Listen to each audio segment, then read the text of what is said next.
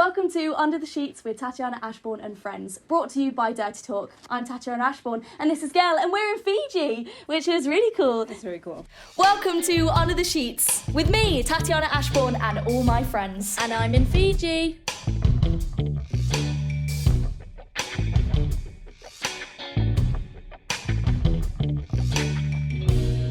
Under the Sheets with Tatiana Ashbourne and friends. Thank you so much for wanting to do this. I really appreciate it. Currently we're in a homestay, so this is the bed that you've been sleeping on. It is. Is there anything that you've brought with you from home that makes your bedroom, that you take everywhere with you? Oh, wow. Actually, I don't know. Is there something that you don't go without that you're pleased that you have on you? Other than my phone, no. Yeah. That's about it. Yeah, no, don't blame me, I'm the same. Yeah, it's when the phone goes missing is the problem. Exactly. Everything is in there. Yeah. What does love mean to you? Wow.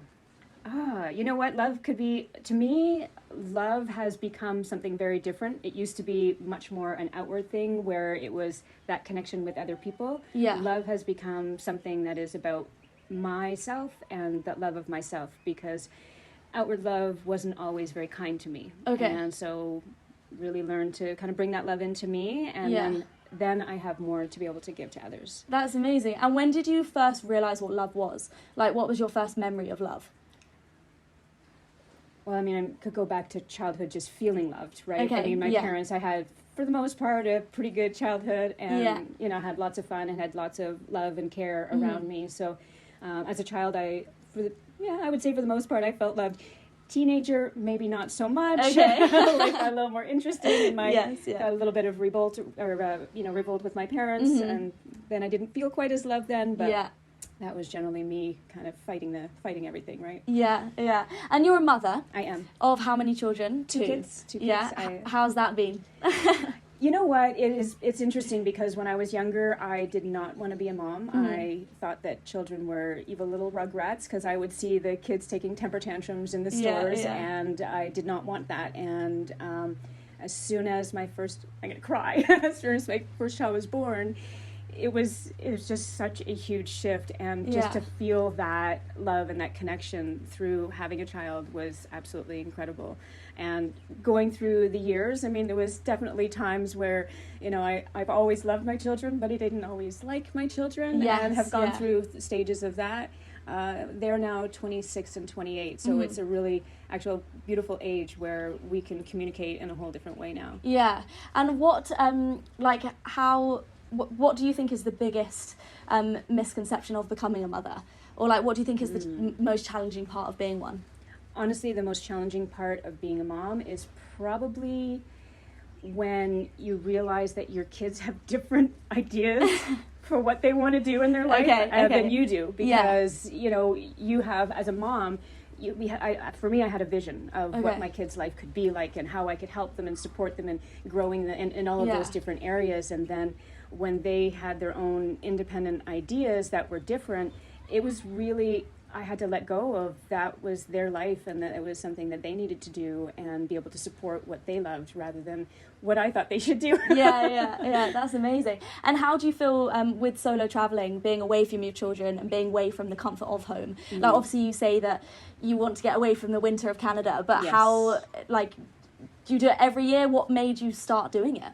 So this is my fourth winter traveling, and it started with a shorter amount of time, but I am now up to 3 months traveling. And honestly, last year when my time was up, I was in Thailand. I was not ready to come home. Wow. I could have stayed longer. With technology now and being able to do video calls, my kids are old enough now, they don't need me around. They have partners, they have jobs, they have school, they have all of their other things going on in their life. So me being right there beside them isn't necessary anymore. So it's a great time for me to actually be able to find out who I am again as a woman, and not just as a mom or just as a partner or as a wife, to figure out what it is that really makes me smile. Yeah, and what is that? The ocean. Oh, yeah. The ocean. I love snorkeling and swimming, and being able to get up when I want to, being able to, find something, go on a walk on a trail, and if I see a flower, if I see something that I want to sit down and just chill out by that for a little bit, and just to be able to enjoy nature and enjoy the sun, and Yeah, definitely. That's amazing. Yeah. And you were telling me about your new business that you've been starting. Yes. Can you talk to me and the audience about it all? Yeah, you go for it. I was going to start, but no, Sure. you know it. So it's a program called Glow Up and Love Yourself. And it is a program that was born from pain. And 6.5 years ago, I lost my husband to suicide after finding out about his infidelity. And it was a life-crushing experience. I would say would be an understatement. And I went through a really, really difficult time. Yeah. And so this program is to help women who have gone through either experiences like this, or have just, life has just knocked them around a little bit, and they've lost that glow, they've lost that joy, they've lost that spark of who they are, and they want to be able to reclaim their identity and bring back that fun in their life again. That's so incredible. And so what will the business be doing? Like, are you talking to other women like-minded, or are you doing activities, or how does it work? It's going to start with a 7-day challenge. So it's going to be an online platform where people will sign up, and it's going to be free so that it's available to anyone. And we'll just do every day, we'll do about a 30-minute conversation, and then the women will be given a challenge, a glow-up challenge of something that they're going to do that might be a little bit out of their comfort zone, but it'll be an easy step to be able to start working towards those things that bring joy back to their life. That's amazing. Yeah. And at what point did you realise that you needed to grow? I don't know if it's the right word, but at what point did you realise you need to do something to fix you in this like deep depression, let's say, of suicide? At what point made you realise that you need to do something about it and change your way of thinking? There was a few times. One of the times when I was laying in bed and there was a glass of water on the stand across the room, and I looked at it all day. I mean, literally all day, and I was thirsty, and I could not get myself to get out of bed, to walk across the room to get the glass of water, to drink the water. It's like, I'm in trouble here. Yeah. And they say the year of first is really the most difficult, and so the first birthday without him, the first wedding anniversary, the first... I'm going to cry again. That is good though. And I think at the anniversary of his death, it was when I realized, it's like, wake the up, Gail. This is your life, and nobody's coming to save me. And if I don't stand up and do something, I will this will be my life. And I couldn't accept that. I couldn't accept that I was going to be in this dark place because of somebody else's actions, and that I needed to figure out what my next steps were to come back and to be me again. But honestly, this is an even better version of me, because I'm also looking at it with self-compassion and growth and all of the other different things to really enhance my life and to be able to support other women as well. Definitely. And is there any advice that you would give to anyone that is struggling with a partner's death? I think I think the biggest thing is a lot of people want you to not be sad, and people are uncomfortable with you being sad around them. Don't worry about anybody else and what their comfort level is. If you're sad, be sad. If you're angry, be angry.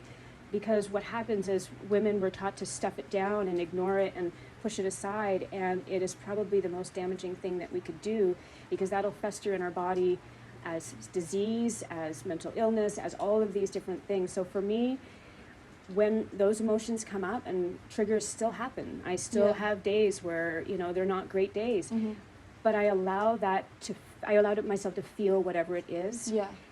And then I've just learned strategies on how to dust myself off and get up and get up a little faster. But to not beat yourself up if you're having those hard times, to allow that. The grief process is a crazy one, and it's not kind, and it's not a straight line, and it doesn't follow any book that you can read. There's your own version is going to be your own version, right? Definitely. So. That's amazing. Thank you for sharing that as well. And was there ever a part during your whole entire life that you thought that love just wasn't for you and it wasn't working? Yes. Well, I had more than one partner that was unfaithful, and at one point vowed to be single forever. But for me, I also love that connection, and I am a very trusting person, and so eventually, when I stopped being angry, and that really, I think that was the biggest thing, when I stopped being angry, and when I stopped pointing the finger at what those people were doing and what those people did to me, and realized, no, this is my life, I need to sort it out, and how I look at a situation changes everything. My perspective can change everything. And so deciding what I wanted my perspective to be, and then working really hard to get there, because it's not always easy. No, definitely not. And what do you hope for in the future when it comes to love? You've got a new partner now, and it's going so well, which I'm really pleased to hear. But is there a point that you still feel like there's obviously always going to be a challenge, right? Especially with what you've been through in the past. What do you look out for when finding a future partner, and because obviously if you have battled with infidelity in the past, what is it that you look out for now? And it's interesting, I am a very trusting person, so for me, having open conversations, being able to have those hard, difficult conversations with somebody and not have resistance, and be able to share what I need to share and have somebody that's accepting. And my boyfriend Jody is absolutely incredible, and allows me to be able to have days where if an anniversary comes up and I'm sad that day, it's okay. It doesn't bother him. So to have somebody that can be loving and accepting of the things that I'm going through, so that I don't have to hide that. Because to me, again, when we start to hide those feelings and push them down, whether it's to try and hide it from ourselves or hide it from other people, it's not healthy. So no, definitely not. It's good to grow. Definitely. Well, thank you so much for chatting to me today. I really, really appreciate it, and best of luck with all your rest of your travels. And best of luck.